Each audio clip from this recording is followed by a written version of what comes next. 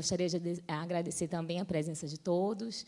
Como já fui apresentada, eu sou médica oftalmologista do Hospital de Olhos, Dr. Ricardo Guimarães, e o bichinho da neurovisão me picou, coincidentemente, quando eu me tornei mãe, né?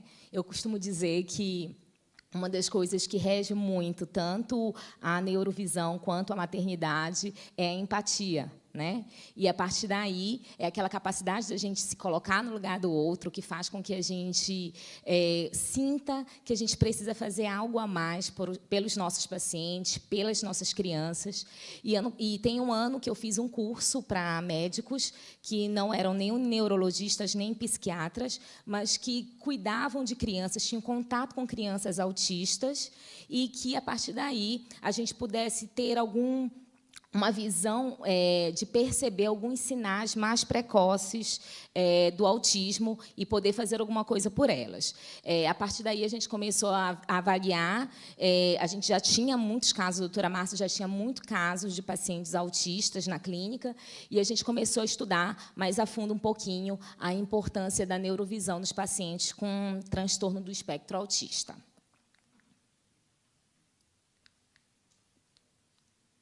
Bom, então, o transtorno do espectro autista, só para a gente relembrar, né, para a gente ter um pouquinho mais de contato, são aquelas pessoas que apresentam um distúrbio do neurodesenvolvimento com características de alterações funcionais, principalmente com déficits da integração social e na comunicação, e comportamentos repetitivos e estereotipados, mas que têm uma restrição para os interesses e atividades com o outro, né? Sempre quando a gente fala com o outro, significa o meio do paciente, ao redor dele, né? Antigamente, o TEA era conhecido como transtornos globais de desenvolvimento, né? Então, hoje, a nova classificação já abrange todos eles, tanto o autismo infantil, Asperger, autismo atípico, e são todas aquelas crianças que apresentam dificuldades na socialização, atraso na linguagem e comportamentos disruptivos. Os comportamentos disruptivos são aquelas crianças que são de difícil condução, extremamente opositoras, agressivas, né? Têm dificuldade de se adaptar a regras, e que podem ou não apresentar um déficit intelectual, mas que, sim, têm um comprometimento na interação nessa vida acadêmica e social. Mas, atualmente, a grande problemática do TEA é a etiologia e a direção do tratamento. A gente sabe que é uma doença multifatorial, existem várias teorias que tentam explicar a manifestação da doença, mas a teoria psicológica foi uma teoria aceita por muito tempo, em que se acreditava que as crianças desenvolviam o autismo devido às mães frias, eram conhecidas como as famosas mães geladeiras, né? Atualmente, uma das teorias aceitas é a teoria cognitiva, que explica que, possivelmente, há uma alteração na funcionalidade cerebral, principalmente no sistema neurônio-espelho. E o que seria isso? O neurônio-espelho foi descoberto pelo pesquisador Risolati, na Universidade de Parma, na Itália, onde, avaliando a atividade cerebral de macacos, ele identificou que, todas as vezes que o macaco tinha contato via o pesquisador realizar algum movimento motor, a mesma área cerebral do macaco era ativada. Então, ele viu, então, que existiam várias regiões no cérebro, no macaco, que era ativada, que seriam representações do neurônio espelho, mas que, no humano, estaria mais na região parietal inferior e na região pré-motora. Mas seriam, todas as vezes, neurônios que estariam responsáveis pela aprendizagem desses comandos motores, como gesticulação, andar, conversar, né, tocar piano, eles falavam muito disso. E, na verdade, nada mais é do que uma simulação mental de um ato que você está vendo ser realizado. Então, é daí que a gente explica também a falta de empatia dos pacientes autistas, né, em que o neurônio espelho ele consegue determinar a intenção do outro pela simulação mental. Mais tarde, um pesquisador escocês, juntamente com os pesquisadores da Universidade de San Diego, avaliaram que esse neurônio espelho tinha atividade todas as vezes quando tinha a supressão, o bloqueio das ondas MUs vista no eletroencefalograma. Então, isso acontecia. O que eles faziam? Eles tiveram 2 grupos, um grupo de pacientes neurotípicos, que são os pacientes normais, e os grupos de pacientes autistas. Eles pediram, primeiramente, para eles realizarem um movimento de abrir e fechar a mão, e todas as vezes que os 2 grupos realizavam o movimento, existia a supressão da onda MU. Ela não subia, tá? Quando eles viam, era a simulação da ação, então eles observavam através de um vídeo alguém realizando o movimento. Os pacientes do grupo controle tinham a sua onda MU suprimida, só que os pacientes autistas não. E isso, então, confirmou que existia um defeito do sistema neurônio-espelho.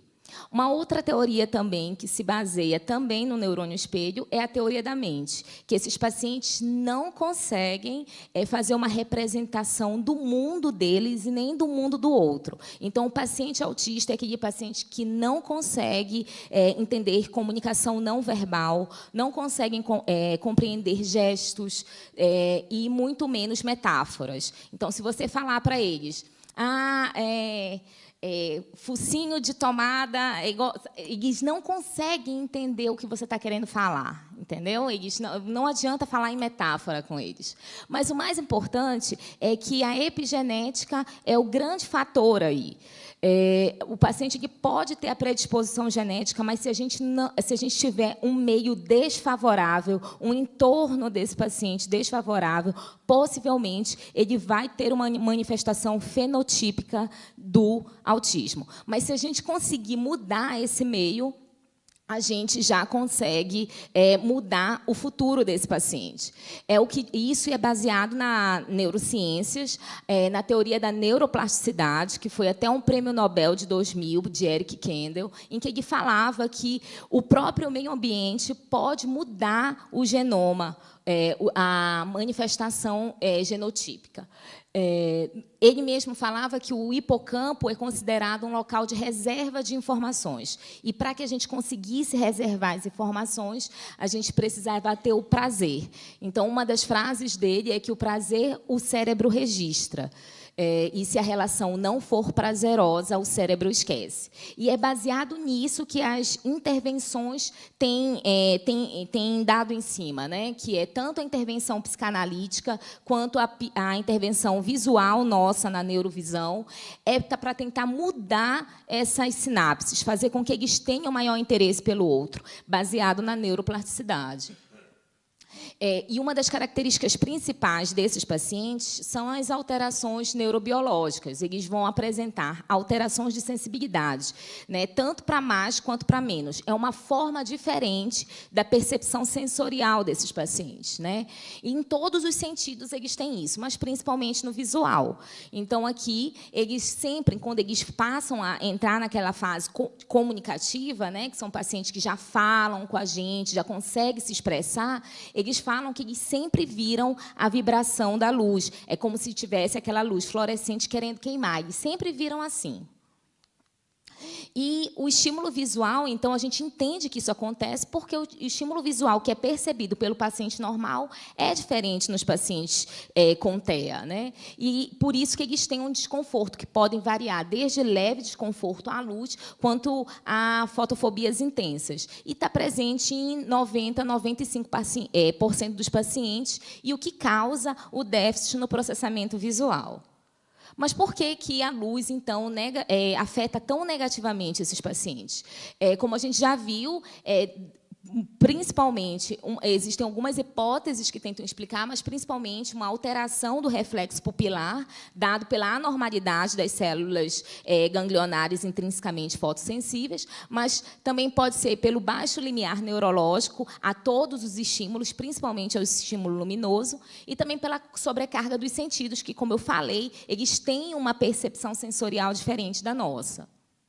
E, consequentemente, eles são menos tolerantes à luz, né? São pacientes que adoram ficar de óculos escuros, só que isso não resolve. O óculos escuro, ele baixa o comprimento de onda e acaba que adapta a retina ao escuro. Então, quando o paciente tira o óculos, ele está mais sensível do que ele estava antes à luz. Então, isso faz com que eles tenham os quadros de enxaqueca, o aumento nos movimentos estereotipados. Alguns pacientes ficam mexendo, tipo, contar a moeda o tempo inteiro, pisca, giro a cabeça para um lado e para o outro, né? Um mau contato visual, e isso aumenta a ansiedade deles, porque aí eles começam a ter uma menor interação social, que eles já têm dificuldade, né? Esse aqui é um trabalho que foi realizado na Universidade da Flórida, pela equipe de Ikeda, onde, inicialmente, uma equipe muito forte lá, que estuda os pacientes autistas e que avaliou, primeiramente, as incidências dos distúrbios oftalmológicos nos pacientes com TEA. E a grande maioria deles apresentou alteração, 40% deles tinham distúrbios oculares, visuais, 29% com erros refracionais significativos e 21% com estrabismo.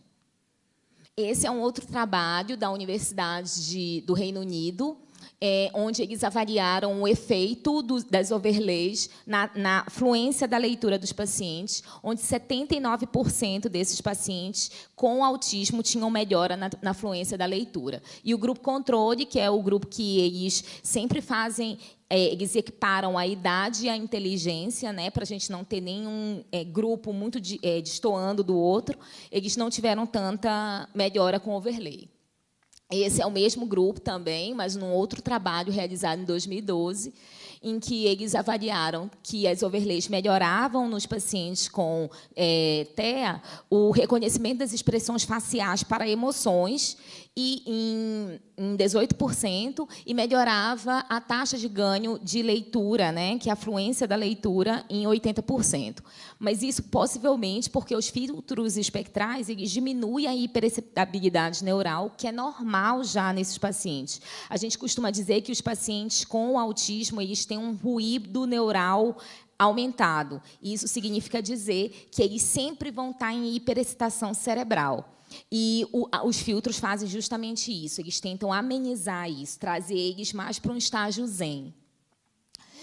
Esse é um outro trabalho também da mesma equipe, realizado em 2016, em que eles avaliam a mesma melhora na taxa de leitura, mas o mais importante aí é que eles não avaliaram só a leitura do paciente, mas a percepção visual desses pacientes em tarefas que não eram leitura, como procurar objetos, era ver listras, né, que eles têm uma baixa de sensibilidade ao contraste. Então, eles conseguiram perceber, depois do uso dos overlays, em 61%.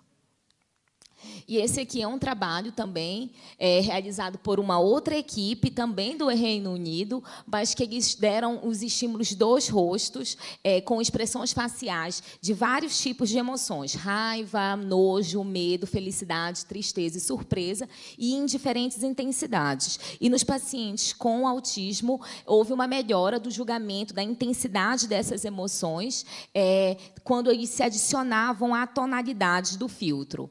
E isso não foi visto nos pacientes do grupo controle. E isso é um resultado consistente de que há uma ligação entre o estresse visual e a deficiência desse paciente autista em perceber expressões faciais.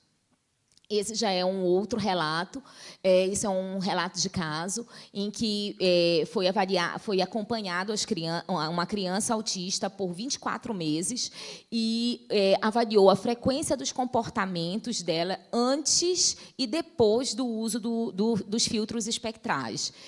A região sombreada é uma região que a gente, quando começa a introduzir o filtro, e foi visto que as manifestações todas melhoraram muito logo que ele começou a usar os filtros. E as atividades sociais melhoraram demais, já que eram pacientes que não tinham nenhuma interação social. Então, os efeitos dos filtros espectrais eles não melhoram só a leitura, mas eles melhoram também a a tarefa não verbal e melhora o reconhecimento das expressões faciais de emoção que esses pacientes autistas não conseguem perceber por causa da falta da empatia. Então, eles têm uma percepção visual que contribui para as dificuldades sociais do paciente autista. Então, só para concluir, a mensagem que eu queria deixar é que a gente tem, sim, o que fazer pelos nossos pacientes autistas. Tem formas de mudar o segmento dessa doença, desses pacientes, algumas vezes com intervenção psicanalítica de uma forma precoce.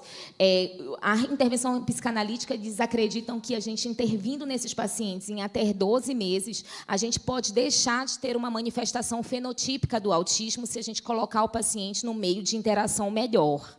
E, para a gente também tenta estudar isso, se a nossa atuação, a nossa intervenção visual, se ela tem como melhorar esses pacientes numa fase precoce, já que a gente já sabe que, numa fase mais avançada, depois que o paciente já está com um diagnóstico estabelecido, a gente sabe que, na neurovisão, a gente tem uma grande melhora com o uso dos filtros espectrais, tanto na leitura, quanto nas expressões faciais, tarefas não leitoras. E isso é o que rege a grande incapacidade que esses pacientes têm de entender ou de responder às expressões dos olhos do outro, né? Por isso que eles não interagem tão bem. Então, esse é o nosso objetivo na neurovisão, melhorar a relação desse paciente com o outro, melhorar a vida acadêmica e social deles. Muito obrigada. Graças a Deus.